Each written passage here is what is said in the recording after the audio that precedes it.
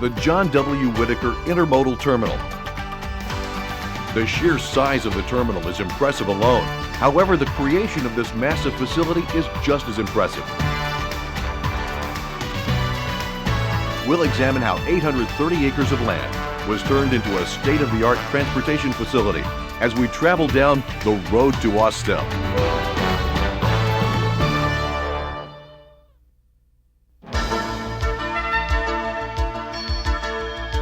This is Inman Yard, Norfolk Southern's existing intermodal facility located in Atlanta. As the city grew over the past 20 years, Inman Yard was virtually blocked in on all sides with no room to expand. The intermodal business continued to grow, and trailer parking was soon replaced with additional unloading tracks. Remote trailer parking lots were leased to support the intermodal operation at the yard. This was expensive and inefficient. The Inman Intermodal was operating at a capacity of 420,000 crane lifts per year, more than any other Norfolk Southern intermodal facility of its size. We were growing over at Inman, but quite frankly, it was unsustainable and untenable growth.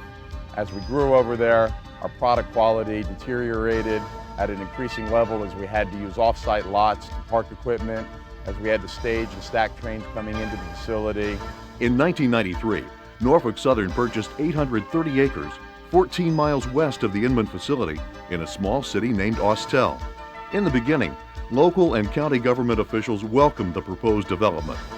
But when Norfolk Southern postponed the project until business levels justified the expenditure that would be needed to construct a facility large enough, the political winds changed direction. Local opposition grew, and the governing bodies chose to try to block the construction of the facility.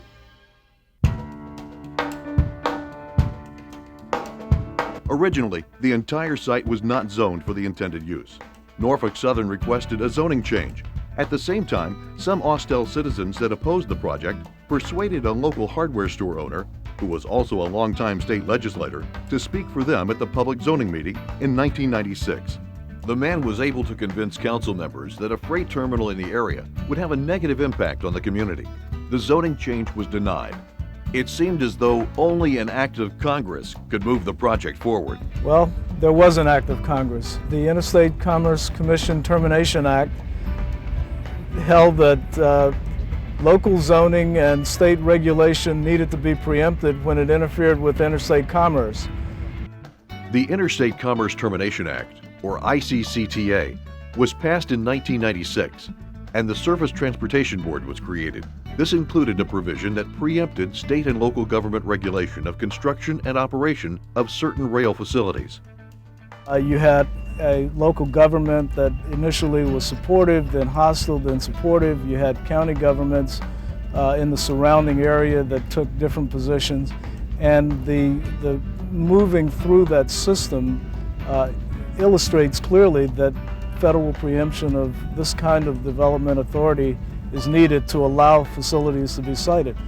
Norfolk Southern took the zoning denial to federal court and obtained a court order in August of 1997, holding that the ICCTA law preempts, among other things, local zoning ordinances that preclude rail facilities. After the court decision, the city realized the facility could be built without local zoning, and the cost to appeal would be very high. The city rethought its decision and reached a settlement with Norfolk Southern as to some of the design characteristics of the development. Norfolk Southern also agreed to help the community in more ways, such as a land donation for recreational purposes and other considerations. As a result of this agreement, the city dropped its opposition to the project, issued the necessary city permits, and cooperated in closing some city streets that were within the site. The city was on board, but there was still opposition from the surrounding county, who filed a lawsuit against Norfolk Southern, claiming that the construction of the project would be a nuisance. Oh, and that hardware store owner that spoke against Norfolk Southern at the original zoning meeting was elected governor of Georgia. Back on the home front, conflict arose regarding a 5-lane state road that made an S-curve through the middle of the site. In order for Norfolk Southern to proceed with construction, this road needed to be relocated. Through a special tax referendum in 1994, the county collected tax dollars to fund the relocation, but plans were put on the back burner by the county and the state during the zoning process. Norfolk Southern developed plans to relocate the 1-mile road to the south end of the property. The state DOT agreed to allow Norfolk Southern to build the road for them. They also agreed to a land swap that would give Norfolk Southern the existing road right-of-way in return for the same area of land that surrounded the new road when it was completed. As a result of the agreement, the local county filed suit against the DOT, claiming that the land under the existing road would belong to the county once the existing road was removed.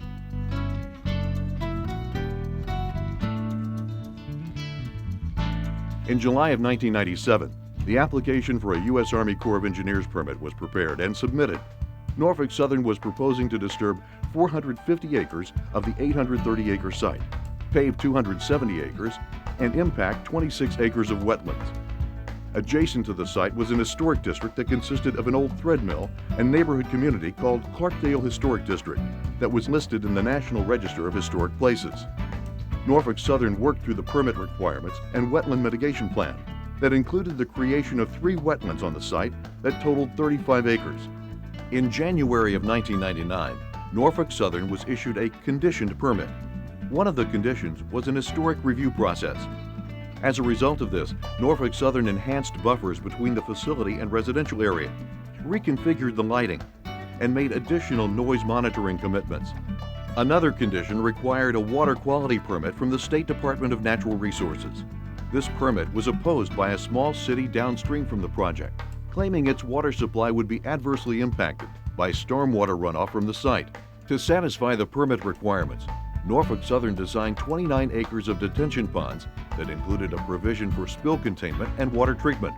Norfolk Southern also agreed to set up monitoring stations in the 2 adjacent waterways to test the quality of the water once the facility went into operation. The county continued to oppose the project and brought suit against the U.S. Army Corps of Engineers and Norfolk Southern.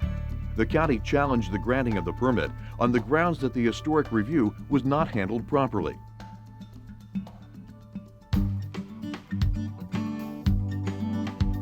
While all this litigation was going on, development of the plans proceeded.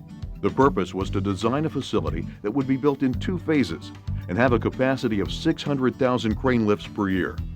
For an intermodal operation, a working surface is needed, similar to a tabletop, with tracks running through it to facilitate cranes loading and unloading containers and trailers. The tabletop also provides space to park trailers in between destinations. The tabletop is 1 mile long, a quarter mile wide, and incorporates 6 separate mile-long working tracks. The tracks that lead to each end of this tabletop have to be on a gentle slope to facilitate heavy rail cars traveling at low speeds. These factors set the elevation of the facility, and the earth above that point had to be moved. A small 12-track rail yard was designed beside the intermodal working area to supply the intermodal working tracks. Switching leads were also designed beside the main track so trains could be prepared to leave the yard without interfering with traffic on the main line. The facility includes 4 separate buildings: a 3-story administration building that functions as a gate check-in for trucks, an observation area for the yard, and office space for management and staff. 2 small buildings provide mechanical and transportation functions, and a large shop building and maintenance pad.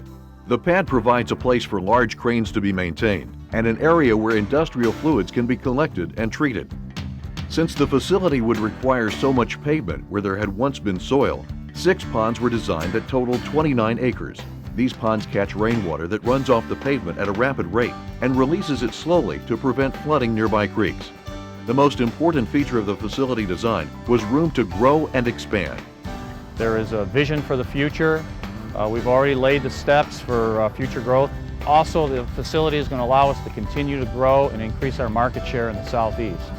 In January of 1999, Norfolk Southern was completing the design and making construction plans. The first phase of construction included a 170-acre paved intermodal working area, 4 miles of unloading tracks, 5 miles of yard tracks, 5 miles of switching leads, parking for 3,233 trailers, craneways for rubber tire cranes with 47-foot 6-inch wheel spans, 4 buildings that total 18,000 square feet.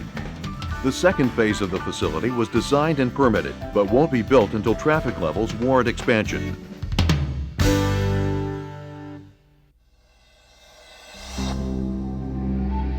Construction began in October 1999. As soon as the historic review condition of the Corps permit was complete, the site was cleared, sedimentation ponds were dug, and erosion control devices were put in place to protect 2 creeks and a large wetland adjacent to the construction.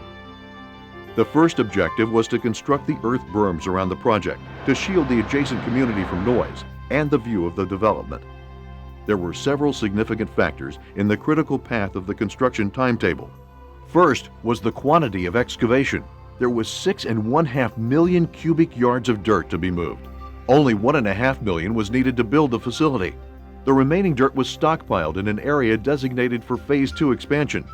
This stockpile of dirt is 45 feet tall and covers about 75 acres. During the bulk excavation, 35,000 cubic yards per day were moved during 2 10-hour shifts.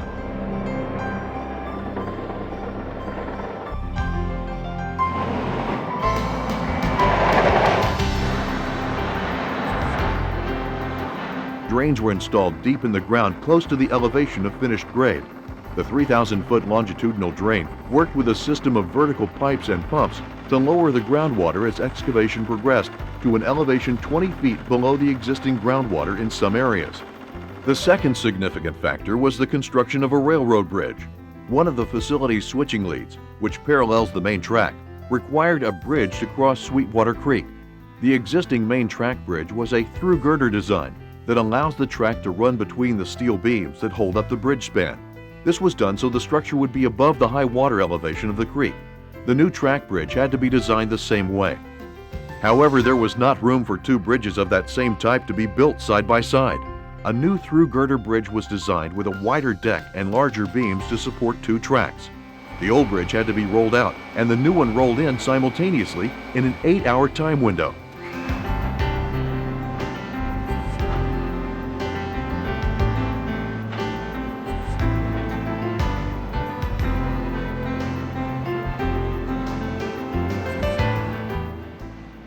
As complex as the bridge component of the project was, all went smoothly, and the bridge was successfully installed and in service on April 7, 2000.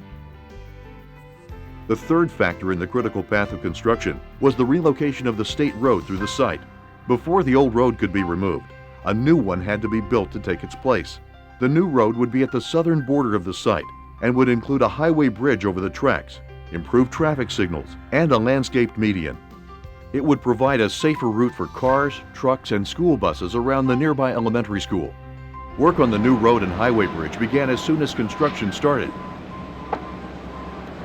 Soon after that, grading was being done on 450 acres of the site, and the motoring public was cruising at 50 miles per hour for more than a mile through the Norfolk Southern construction project on the existing 5-lane state road. The new road design also included a mile of new 16-inch water main and adjustments to a 48-inch sewer line. Just like the existing road, the old water main had to be relocated before the intermodal terminal could be completed. The sewer line was in the way of constructing one of the highway bridge abutments.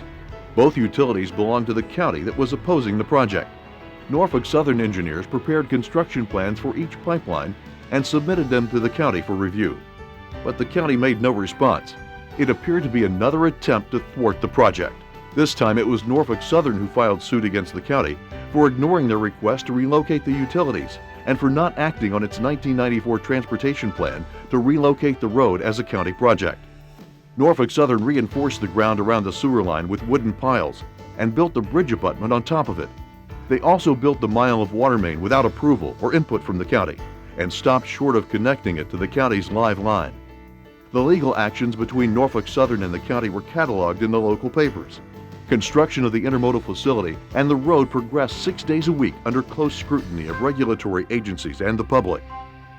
In August of 2000, the requirements for construction permits that regulate soil erosion changed in Georgia. At that time, Norfolk Southern was 10 months into a controversial 450-acre grading project. In addition to 24 miles of silt fence, a system of settling ponds, rip-rap ditches, and numerous inspections, the new regulations required testing water entering and leaving the site to determine that the amount of soil washing into the adjacent waterways as a result of the construction was below the required levels. The announcement of the new rules brought a lot of attention to the project. The legal battle progressed simultaneously with the construction. In a jury trial, Norfolk Southern lost its suit against the county over the utilities and the road. Not long after that, on October 30th, 2000, in another jury trial, the county lost its suit against Norfolk Southern, claiming that the project was a nuisance. By this time, evidence of the legal battle was showing in the site construction. The new road, with a bridge over the facility tracks and the main line, was complete, but not in service. Traffic was frequently stopped on the old road at the grade crossing, waiting for the train to pass, within sight of the deserted new road and overpass. The west end of the old road formed a 12-foot-high barrier across the main body of the facility. Pipelines, tracks, craneways, and paving were being constructed on both sides, but could not be tied together. The east end of the road went through the dirt stockpile area, causing a deep valley between two 40-foot hills of earth. New water and sewer pipelines had been constructed, but not connected. Norfolk Southern and the county officials began to discuss what would be required to resolve the conflict. At this point, the bulk excavation was complete. 33,000 truckloads of crushed stone were being hauled in, spread and compacted. A concrete plant was set up on site to facilitate the pouring of 4,800 truckloads of concrete. 9 miles of drainage pipe was being installed. 14 miles of track was under construction, and the 4 new buildings were under roof. All of this was taking place with the 5-lane public road still dividing the site. On May 22, 2001, Norfolk Southern reached a settlement agreement with the county. The next day, May 23, 2001, the new road was opened and the old one was closed. The barrier that had separated construction was hauled to the dirt stockpile. The water and sewer lines were hooked up, and a concentrated effort was made to connect the two halves of the facility that had been constructed. The outstanding legal issues that involved the Corps of Engineers and the state DOT were dropped as a result of the agreement.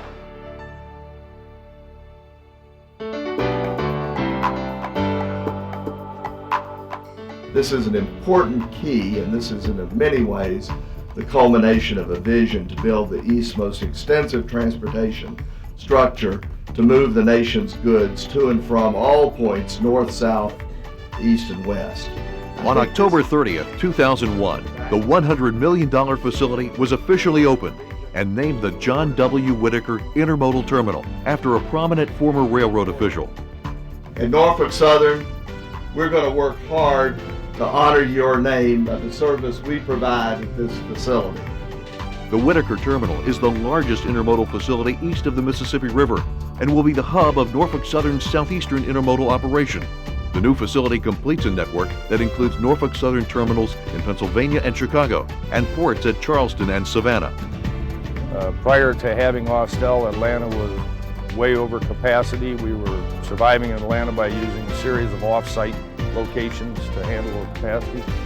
We now feel that we have the capacity to handle about 4 million shipments a year, and prior to the completion of Austell and the work we've done at Harrisburg and Chicago, we were able to handle a little over 2 million. Rubber tire cranes, large enough to straddle a train and truck at the same time, move about the facility. Trucks come and go through a 6-lane check-in gate at the entrance. Monitoring stations at 5 locations measure flow and pH levels of water leaving the facility. The information is transmitted to a computer in the administration building that will automatically close the sluice gates in the ponds if certain pH levels are exceeded. In addition, water samples are taken and analyzed to make sure the adjacent creeks are not harmed from something that might be spilled in the terminal. Measures are in place to ensure that trucks leaving the new facility don't turn in the direction of a nearby residential area. The 5 million cubic yard mountain of dirt is steadily being hauled off-site and used in several construction projects in the county, including a school expansion and a road. The city of Austell bought the old thread mill building next door to the Norfolk Southern Terminal and uses it for some of the city offices and the mayor. Norfolk Southern, instead of going the extra mile, they went the extra 100 miles. They done great working with the city of Austell. I appreciate that. The operation of the facility will contribute about $50 million annually to the local economy, and Norfolk Southern intermodal officials predict that Phase 2 could be needed in about 3 years after the opening of Phase 1. The completion of the project required the tremendous focus of a network of Norfolk Southern employees with very diverse roles that progressed the work in the face of opposition and ultimately resolved the conflict with the surrounding community. This resulted in a facility that will help Norfolk Southern serve their customers and grow their business. The presence of the Whitaker Intermodal Terminal reflects the determination and persistence of the people of Norfolk Southern in pursuit of the vision to be the safest, most customer-focused, and successful transportation company in the world.